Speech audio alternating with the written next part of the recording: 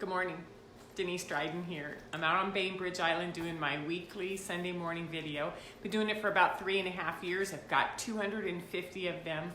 And for those of you who are just new to watching these, I've been working with young adults in sort of helping them empower themselves both financially and emotionally and create independence from their parents. And then I started coaching parents and going down younger and younger and getting to the adolescence, which is how are you addressing the deep patterning that exists between you and your teen that's making so much tension in the house, right? So I coached parents until about a year ago. And then I started shifting from, it was a generic sort of process. I started to realize that sensitivity and empathic skills are really at the core of some of the struggles that exist in family systems.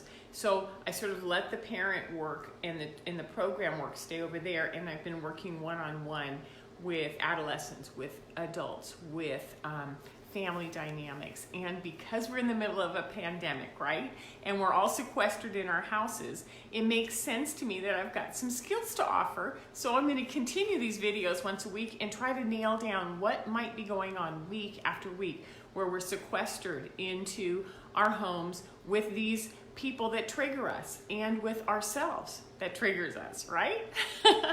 So I wanted to sort of give you a timeline because over the last few days, we've had two things that have happened.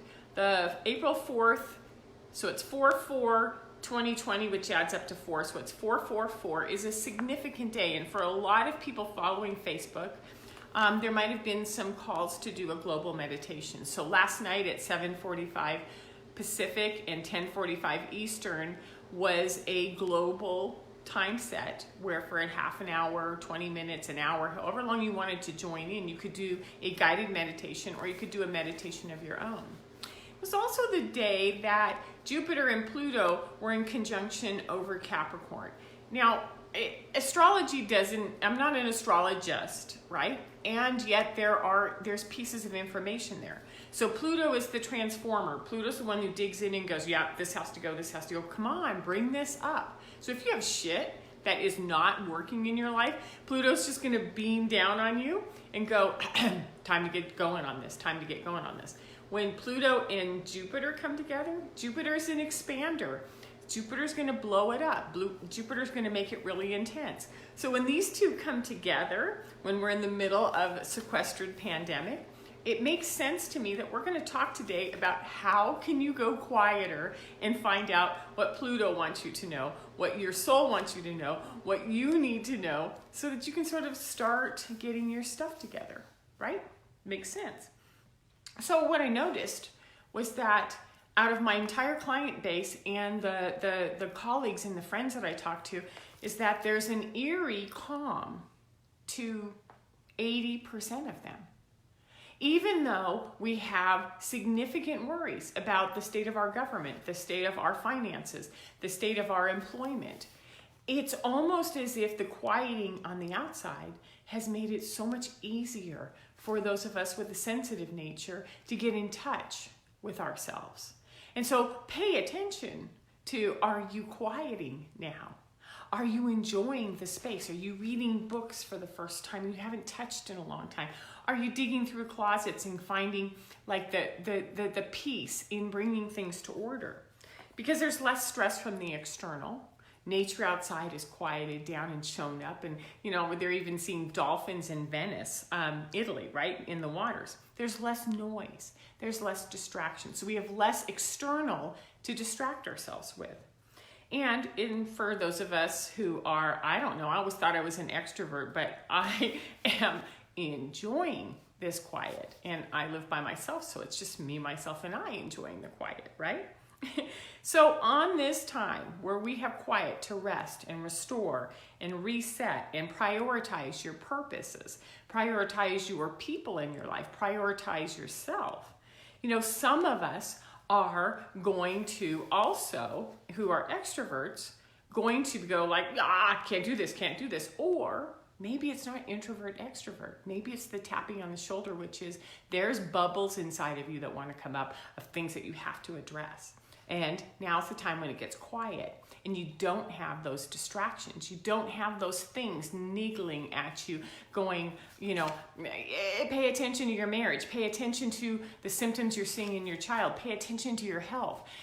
We can distract ourselves with busyness. We can distract ourselves with work. We can distract ourselves with going out, finding the next 4-star restaurant, the best wine. We can distract ourselves with consumption. We can distract ourselves with sex. We can distract ourselves with how fit our body looks. However, a friend of mine from the industry that I was in, which was intervention and treatment, was saying that what we're going through right now is the same thing as addiction withdrawal. We're triggered, we're angry, we're seeing, we're short-tempered with people. We are short-fused, we're pacing, we're restless. We're like, I don't know what to do with all of this extra time, right? I don't want to listen to those voices inside of myself. So, the question is how do you shift from an external life into a quieter internal life? And that there are reasons that we avoid these voices. And so, I'm not doing this from a theory perspective. I'm doing this from a very well-honed practice lifestyle change. So in 1993, we moved our young family. I had a less than 1-year-old, a 4-year-old, and a 6-year-old. And we moved to McKinney, Texas. And there was a lot going on, and there was a lot of pain inside of me, and I was pacing, and I was distracted, and I had kids in kindergarten, I had kids in preschool, I had new friends to make, I had a house to design, and I needed to be really busy because I didn't want to go in and find out what were some of those truths that were talking to me. And so what we start to do is we realize that when these truths start to sort of bubble up, it's hard to ignore them. So sometimes that busyness, that self-importance, that overscheduling is a way to cover up some of these voices. And that's basically psychology 101, right? When we get busy, when we do something, it's usually because we're trying to push down something that's underneath.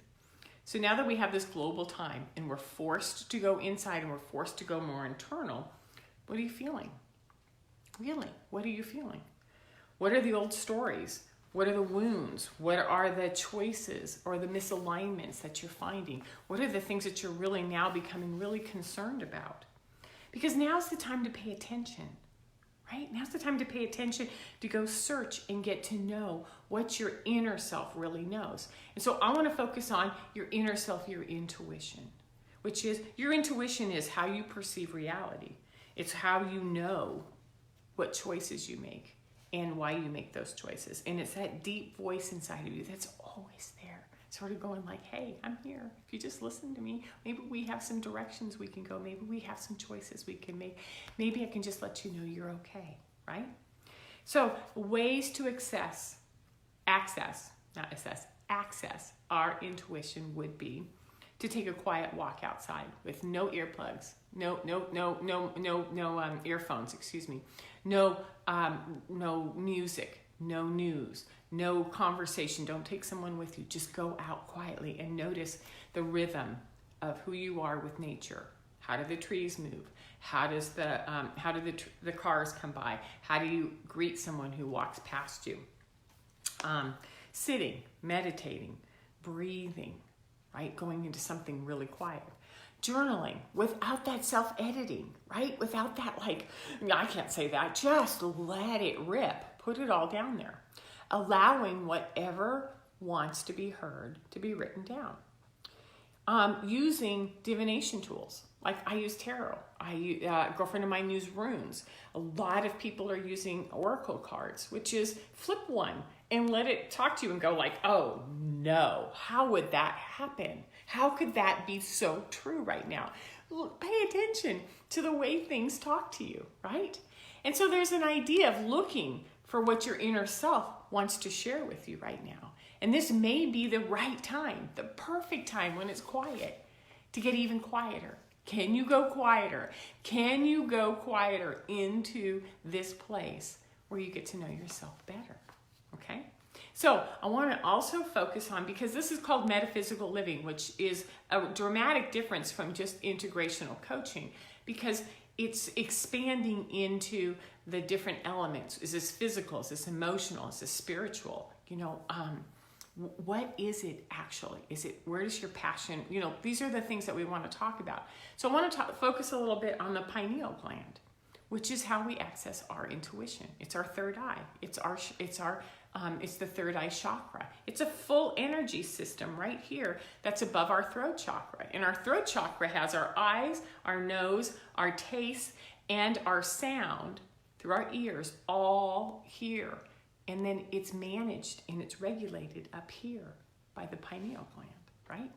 So the pineal gland on the scientific level creates melatonin. It regulates our sleep patterns. It also is how we perceive reality. And as I said, it's a regulator. And interestingly enough, it can calcify and shut down. It can get really, really crusty and absolute no access. You might not even know that you have an inner voice or an inner guide because it's just sort of got little calcified pieces all over it and it doesn't work anymore. Or maybe there's ways to change that. So what we know is that it gets calcified by two main things, fluoride and synthetic calcium. So think about the calcium supplements that are in everything, and think about the fact that in the United States, 74% of our public water is fluorinated. Plus, the American Dental Association started this whole campaign that you need fluoride in your toothpaste, you need fluoride treatments in your mouth, and the more that you introduce fluoride into your system, the crustier and the more shut down your intuition gets, which means that you have less inner guidance. This is an interesting point to make, less inner guidance, okay? So because it's a synthetic creation, it was never intended to be used for teeth. It was accidentally discovered and somehow it became, and there's questions. I'm not going into that controversy, no way. However, what's interesting is only 3% of the European countries have fluoridated water. So the United States is doing something really interesting. So there are ways to decalcify. There are ways to decalcify, and I have an entire selection for you over here.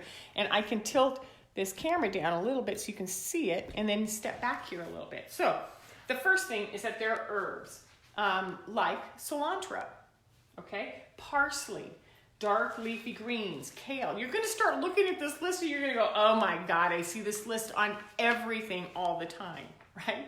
I usually do a lot of power greens in my smoothie, right? There are spices like cayenne pepper, turmeric, tamarind, okay? The mother of all is the raw apple cider vinegar, right? And the more interesting one, and I ran this through my naturopath back in Montana, is the boron that's in borax. So you do like 1/32 of a teaspoon, the tiniest little amount, like not even half of a pinky nail, in here, into a liter of water, shake it up and drink it. And it has a natural cleanser that decalcifies your pineal gland, right? Oh my God, this is amazing. So when you begin to sort of clear this, you notice, what do I feel in my body?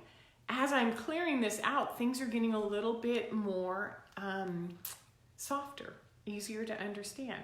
So it's, in this time when we're sequestered, pay attention. Are there things you can eat? Are there things you can do to sort of find out, what does your inner guidance really want you to know? What does your regulator want to tell you right now? And if it could talk to you, what would that be? Okay? So as we move through this week, and we've got a few weeks ahead of us, this isn't going to stop anytime soon. Pay attention to how you feel. Pay attention to how you feel when you watch the news. Pay attention to who you trust and why. Pay attention to who you don't trust and why. And start to listen to that inner voice inside of you. So pay attention to what you learn about yourself, right? About who you are and why you're avoidant. Or if you are avoidant, or if you're triggered or angry, or you've got this little self-tortured story going on, which is wah, wah, wah. Find out why. Find out why you're so unhappy right now. And then go do that work. So part of what I do is I'm an integrational coach, and I build intuition skills, okay? I also work with Chiron sessions where we kind of gently go after some of those old wounds and start to bring them up and go, so can we let go of these now? Let's transition these into some of the gifts that you've learned how to do. And I'm a really kick-ass shadow worker. So if you want to go down and you want to find out where those little stories are that keep tapping you on the shoulder, I'm your girl. So you can find me on DeniseDrydenCoaching.com. Have a great rest of your Sunday. Call me if you want. Stay safe, take walks, discover your intuition. Take care. Bye-bye.